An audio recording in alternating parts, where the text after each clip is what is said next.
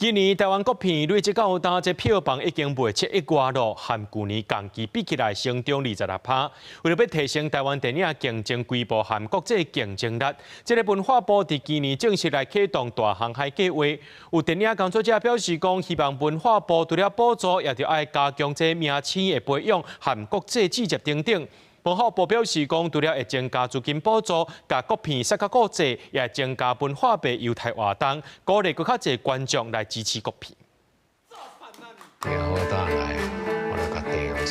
今年国片一出接一出，亲像动作片角头斗阵的，含96分钟的电影票房拢破亿，占前2名，也有恐怖片、纪录片等等类型真多。根据文化部的统计，今年国片票房高达已经有7.58亿，比去年同期成长26%。国片联名委员会表示，看到今年好成绩，嘛乐观期待后续国片的发展。也有电影工作者希望，未来文化部除了补助，也要加关注明星的培养和国际连接等等。其实我们从今年暑假开始，很多大片，包括像所有的国片陆续破亿了。然后真的泥娃娃加油，我觉得你可以破亿的。在市场中，你必须要关注的部分，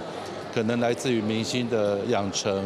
或者是国际市场的连结，然后或者是在其他海外市场能够露出的一种怎么样去铺垫这些市场的过程，我觉得都很重要。为了要提升台湾电影制作规模和国际竞争力，文化部伫咧今年正式启动大航海计划。文化部表示，未来继续推动这项计划，打算资金上侪投入1亿，来甲国片塞到国际，也会增加文化部优惠活动，鼓励少年观众支持国片。最近我们推出一个大航海计划，最高可以给到1亿左右啊。然后如果可以国际合作最好，如果不能国际合作，可以把电影拍出来卖到国际也可以。文化部为着要促进国片的发展，对今年开始嘛针对纪录片来提供前期的制作帮助，另外嘛协助纪录片来做电影调查和题材开发等等。另外，文化部表示，虽然也有30出国片，嘛鼓励民众做伙用行动来支持台湾电影。记者陈心东、曾准尧台北报道。